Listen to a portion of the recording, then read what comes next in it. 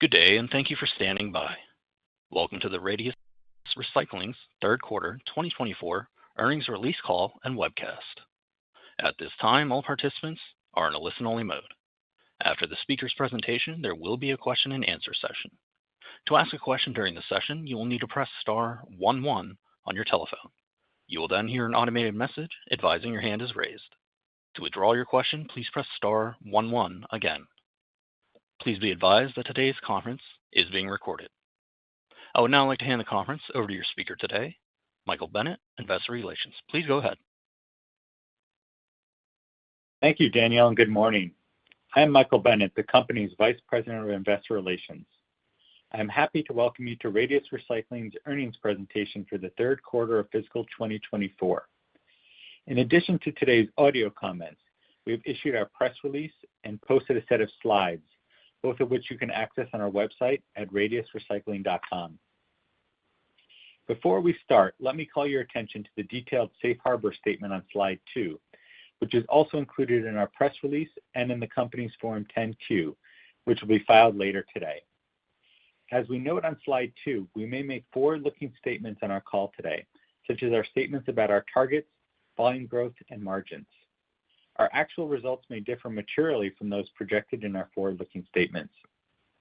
Additional information concerning factors that could cause actual results to materially differ from those in the forward-looking statement is contained in slide 2, as well as our press release of today and our Form 10-Q. Please note that we will be discussing some non-GAAP measures during our presentation today. We have included a reconciliation of those metrics to GAAP in the appendix to our slide presentation. Now, let me turn the call over to Tamara Lundgren, our Chairman and Chief Executive Officer. She will host the call today with Stefano Gaggini, our Chief Financial Officer. Thank you, Michael, and good morning, everyone.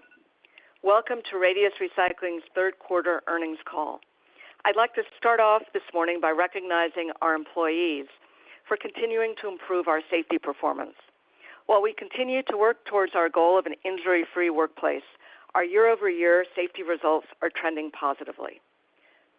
Earlier this morning, we reported our financial results for our third quarter, which reflected what many of you already knew, that market conditions over the past year have been the toughest we've experienced since 2015.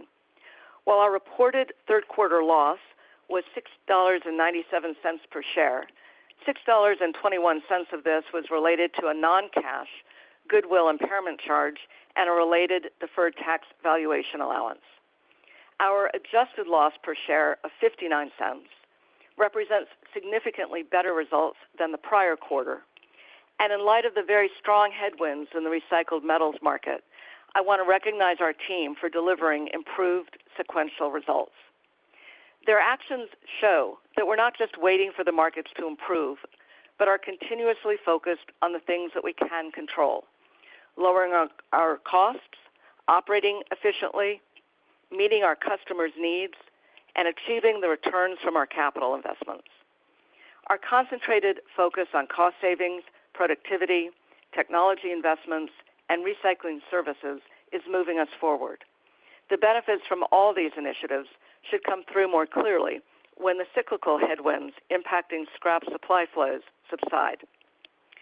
On our call this morning, I'll review our Q3 results, the market conditions impacting our performance, and the strategic actions we have underway to address current industry dynamics and create long-term value through the cycle. Stefano will then provide more detail on our financial performance and our capital investments and allocation priorities. I'll wrap up, and then we'll take your questions. Let's turn now to slide 4 to review our third quarter highlights. Our Q3 results reflect sequential improvements in our major metrics. Adjusted EBITDA of $9 million was up significantly versus Q2, and we delivered meaningful increases in ferrous, non-ferrous, and finished steel sales volumes. These improvements reflect benefits from our expanded cost reduction and productivity improvement programs, continued focus on our commercial buying programs, and the strength of our steel mill, which enjoyed 88% capacity utilization, significantly higher than the 77% U.S. average. These positive achievements were partially offset by continued tight scrap supply flows that are the main contributor to our compressed margins. Amidst these challenging conditions, we generated approximately break-even cash flow and returned capital to our shareholders through our 121st consecutive quarterly dividend. Let's turn now to slide 5 to dig a bit deeper into the supply trends that have been impacting our performance. Lower economic activity has been constraining scrap supply flows for more than a year. For 18 out of the last 19 months, U.S. manufacturing PMI has been below 50, which indicates contractionary territory. Lower auto production, as well as higher prices and financing costs for new and used cars, have contributed to the average age of vehicles reaching their highest level on record, resulting in lower scrappage rates of end-of-life vehicles. These tight supply conditions have led to stickiness in scrap purchase costs, which have not moved in line with the drops in selling prices. While we don't control the pace of improvement in market conditions, we've seen in the past how quickly the cycle can turn. We expect scrap supply flows to benefit from a recovery in global manufacturing activity, including auto production, increased infrastructure activity, and a decline in interest rates, and to provide us with significant operating leverage benefits as volumes recover. It's also important to note the big difference in the current market environment versus previous down cycles. Specifically, the structural demand tailwinds associated with decarbonization and related low-carbon technologies. This positive structural demand has led to sales prices for recycled ferrous holding up well compared to prior downturns, and for recycled non-ferrous reaching multi-year highs. Equally as important, this structural demand is strongly aligned with our strategic initiatives focused on metal recovery technologies, expanding our 3PR service and solutions business, and increasing our volumes. So let's turn now to slide 6 for some additional details on these strategic initiatives. As you can see on this slide, our strategic priorities can be bucketed into 4 areas. First, our cost reduction and productivity program. This year, we launched a program to deliver $70 million in benefits through cost reductions and productivity initiatives. In Q3, we achieved approximately 75% of the quarterly run rate associated with the plan, and we expect to deliver substantially all of the remainder by the end of our fourth quarter. Second, our investments in advanced metal recovery technologies. This is a multi-site, multi-year investment program focused on increasing the recovery of non-ferrous metals from our shredding process and creating product optionality by enabling us to create furnace-ready products based on demand and price. The majority of the returns from these investments are still to come, and when we reach full deployment, these investments should return over $40 million in annual EBITDA. Third, our trademarked 3PR service and solutions business line that enables our customers to increase their recycling rates, reduce material going to landfills, lower their carbon footprint, and provide enhanced sustainability reporting. This is asset-light, typically with multi-year contracts, that can provide a counterbalance to our more cyclical core recycling operations. Reflecting steady growth, our 3PR business line is now contributing just over 10% to our recycled metals volumes. And fourth, increasing our volumes. We have available retained annual recycling capacity of over 1 million ferrous tons compared to our current volume trends. As market conditions improve, this gives us the opportunity to create significant operating leverage. We're also investing in digital tools at our pick and pull franchise to capture previously untapped sources of car flows and related revenue streams, which are especially important as new auto production remains below pre-pandemic levels and demand for salvaged auto parts remains solid. While benefits from these initiatives are already contributing to our financial performance, their positive effect on our operating margins is currently being masked by the impact of the headwinds we've been experiencing. As these cyclical conditions abate, we expect the benefits of our actions to become much more visible in our margins and EBITDA, and to provide a substantial boost to future financial results. Let's turn now to slide 7 to review ferrous and non-ferrous demand in a bit more detail. During the third quarter, market conditions for non-ferrous and ferrous recycled metals reflected diverging trends. For non-ferrous, we saw strengthening demand, with copper and aluminum achieving multi-year highs. Although lower demand from the auto industry continues to keep PGM prices down and Zorba and Twitch pricing near parity, we achieved a 10% sequential increase in average net selling prices for our non-ferrous products and 4% higher volumes. For ferrous, demand was softer sequentially, which led to a decline in average selling prices and a compression in metal spreads. This lower global demand for ferrous was due in part to increasing levels of Chinese semi-finished and finished steel exports.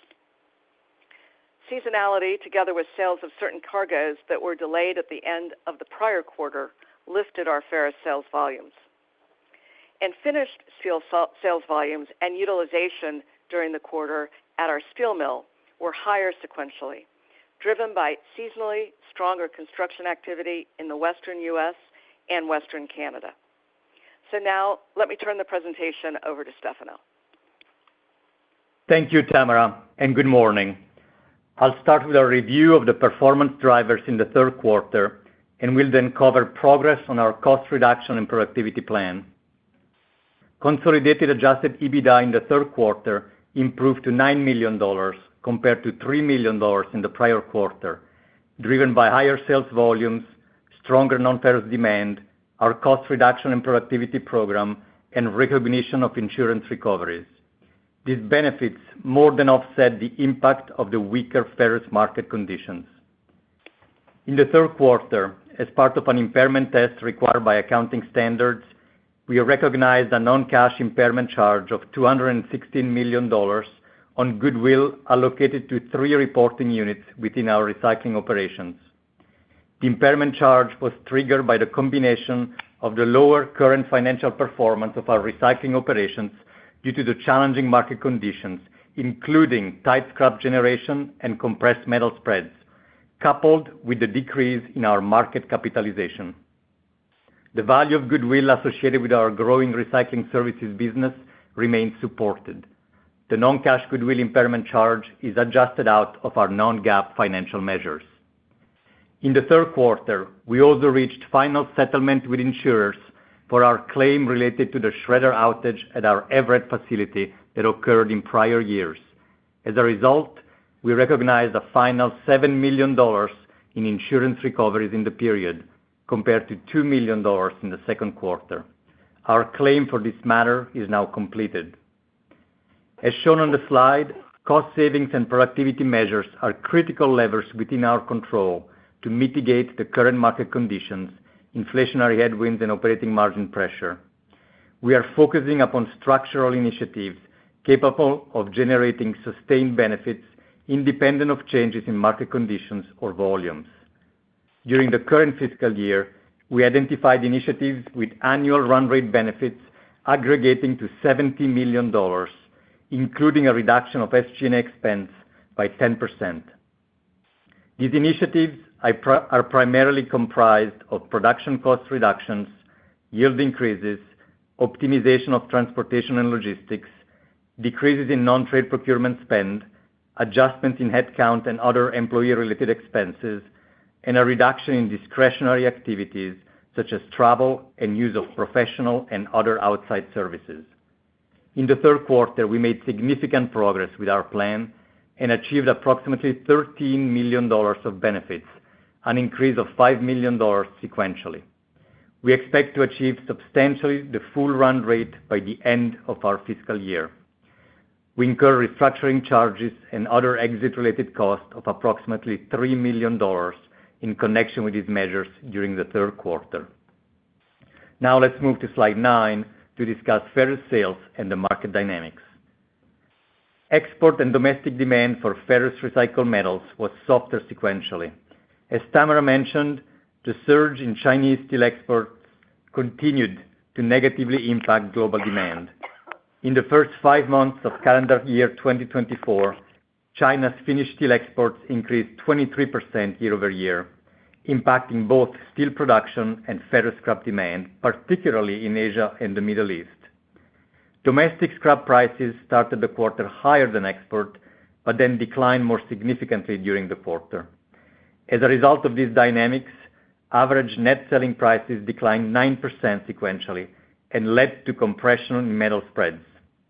The decline in ferrous prices in the quarter also created a detriment from average inventory accounting of $3 per ferrous ton in the third quarter. Ferrous sales volumes were up 13% sequentially, and the share of domestic ferrous shipments was 48%. Our top sales destinations for ferrous exports were Bangladesh, Turkey, and India. Now let's move to slide 10 to discuss non-ferrous sales and the market dynamics and provide an update on our non-ferrous investments. Average net selling prices for recycled copper, aluminum, and other non-ferrous products were up 10% sequentially, reflecting a strengthening global demand throughout the quarter. Non-ferrous sales volumes were up 4% sequentially. We sold our non-ferrous products to 14 countries, with the major export destinations being Malaysia, India, and China.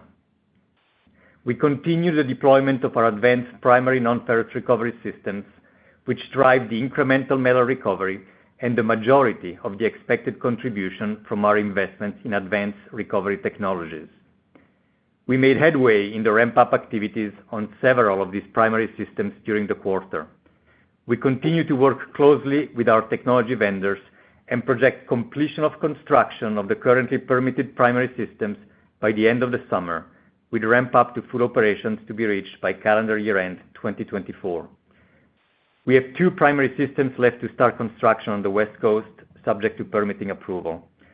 We also have operational advanced separation systems that give us the option to process Zorba into higher-grade twitch and other furnace-ready materials when market dynamics are supportive. Overall, the contribution to performance from these systems was positive in the third quarter. We believe we are at an inflection point in the ramp-up phase of several of these systems and expect to see a trend of increasing returns from these investments in the remainder of calendar 2024. Once fully operational, we continue to expect substantial returns from our investments of approximately $10 EBITDA per ferrous ton. Now let's move to slide 11 to discuss our steel mill performance. Finished steel sales volumes of 126,000 tons in the third quarter were up 11% sequentially, as we benefited from a solid pickup in seasonal construction activity after a slow start in early spring due to the lingering impact of rain in the West. Average mill utilization was 88%, up from 81% in the prior quarter, a reflection of sound demand from non-residential construction in our Western markets. Average net selling prices for finished steel were approximately flat sequentially. We believe our mill stands to benefit from the anticipated demand associated with the U.S. infrastructure bills. Now let's move to slide 12. Operating cash flow for the third quarter was near break-even, reflecting a significant improvement sequentially. The impact on working capital of higher volumes in the quarter substantially offset the benefit from shipment and collection of certain bulk cargoes that had been delayed at the end of the prior quarter.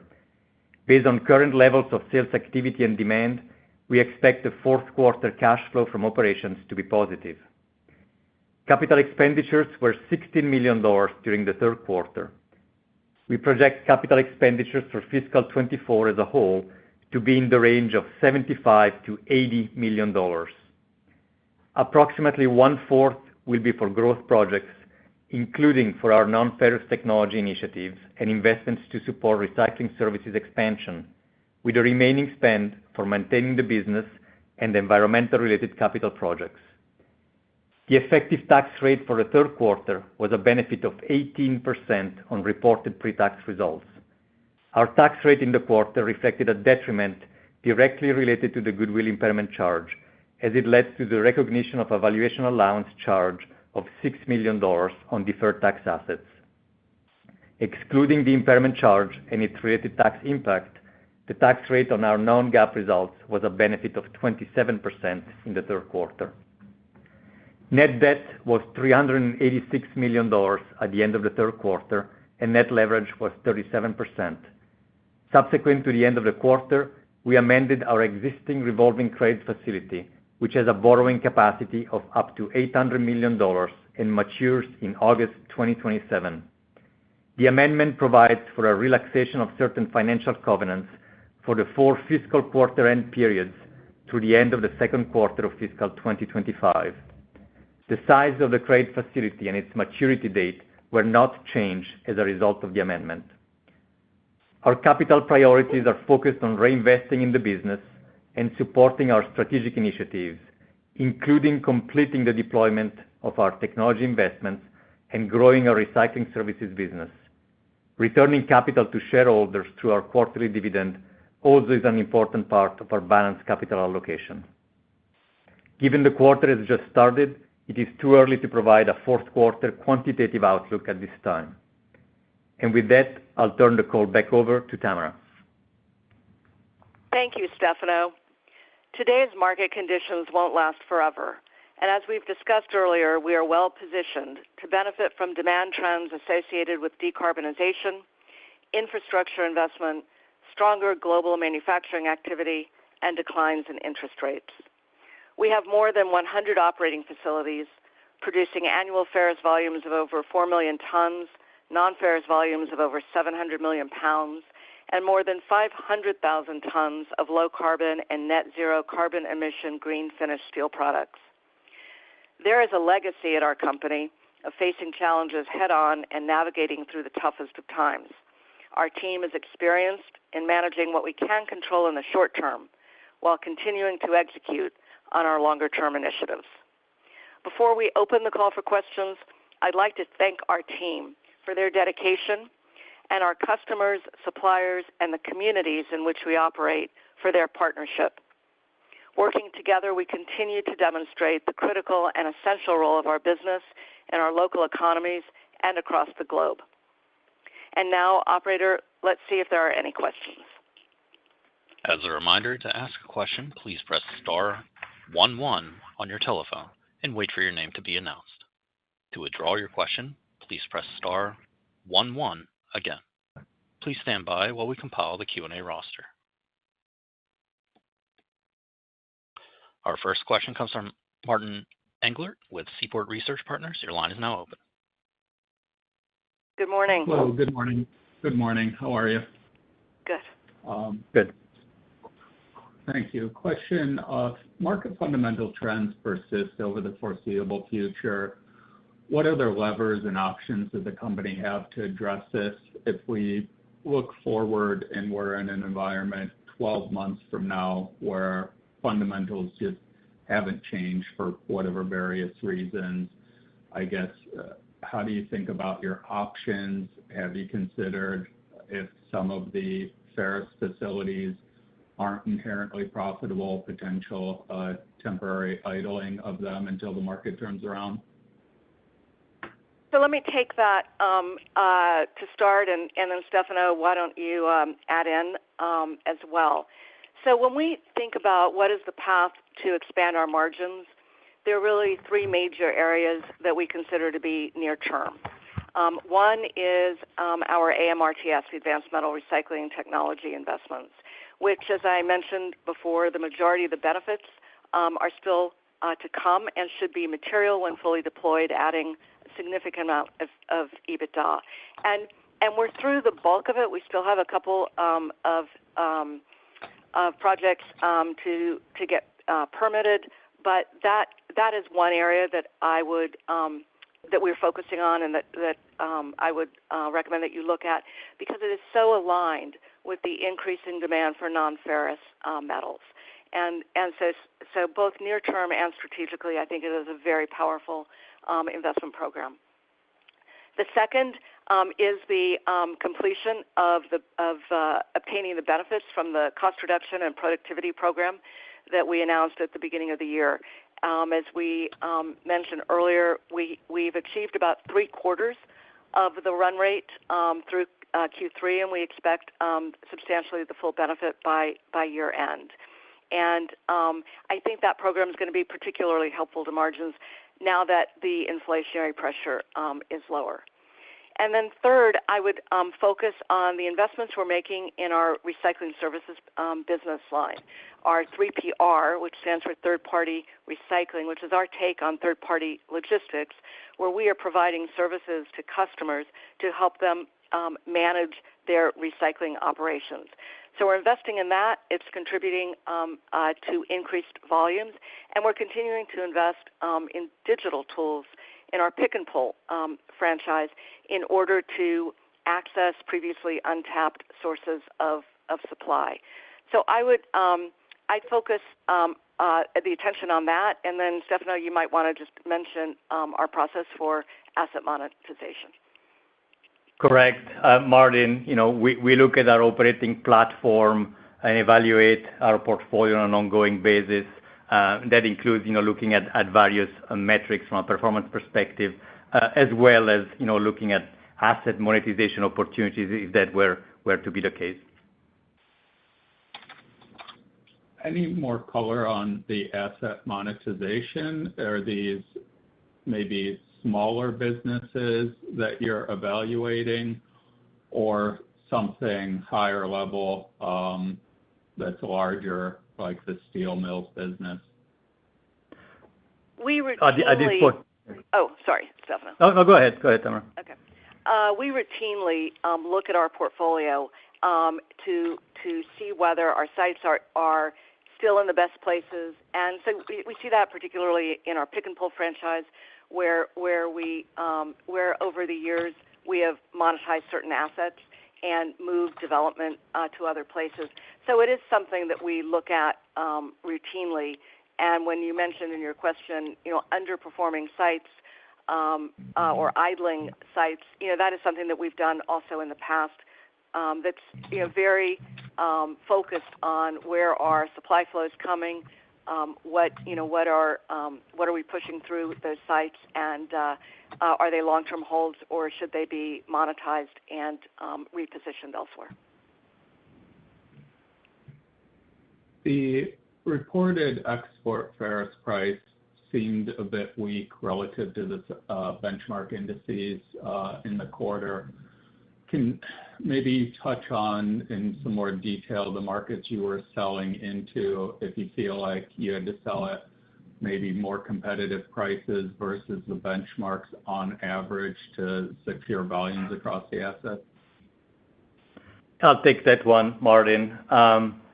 As you know, benchmark index prices for recycled metals are published on a gross basis before freight costs. So when you compare, to our average net selling prices, those are on a, net basis, net of freight. So the net selling price is a reflection of where we sell to, in which geography, and meaning that the mix of sales destinations can create some deviations compared to gross benchmark prices. As I mentioned in my remarks, our top sales destination in the quarter were Bangladesh and India on the West Coast, and Turkey from the East Coast. And overall, markets on the sales side are highly competitive. We sell to where demand is greatest, and we view those freight rates as a pass-through. Can you touch on what was happening with freight rates, in particular East Asia? I know that there's been, in the container market, there's been some serious inflation there in recent history. In the bulk market, it could be a little bit different, but maybe how the freight rates are today over the last quarter, looking at the West Coast to get it to the consumers in East Asia, and how that compares to history, whether they're inflated or not. So I'll start with saying that our freight rates for bulk were flat, pretty much flat sequentially, Q3 to Q2 this year. They're up year over year, due primarily to the situation in the Panama and Suez canals. But as you're aware, they're pass-throughs for us. So we didn't really see any impact sequentially, and the canal situations are the rates have been adjusted for that over the course of the last 12 months. Okay. When you look at your footprint, is there anything unique about the regional markets on ferrous recycling where the assets are operated and located within that makes scrap collections more challenging with the lower margins versus the broader U.S. market as a whole? The one thing that I would say is that there are certainly different regulatory environments across regions. So if you look at, for example, the West Coast regulatory environment versus other regions in the U.S., that could impact operating costs. Not so much necessarily actual scrap collection costs, but when you look at what it costs to get to a product ready for sale, you do see regional differences from a regulatory perspective. But, as you know, Martin, scrap collection is very local, not national. So really it's the sub-regional market levels that are typically the best benchmarks. Understood. Could you share some color on the underlying profitability, EBITDA per ton of the steel mills business, maybe some goalposts or how that looks for the quarter and the trailing 12 months?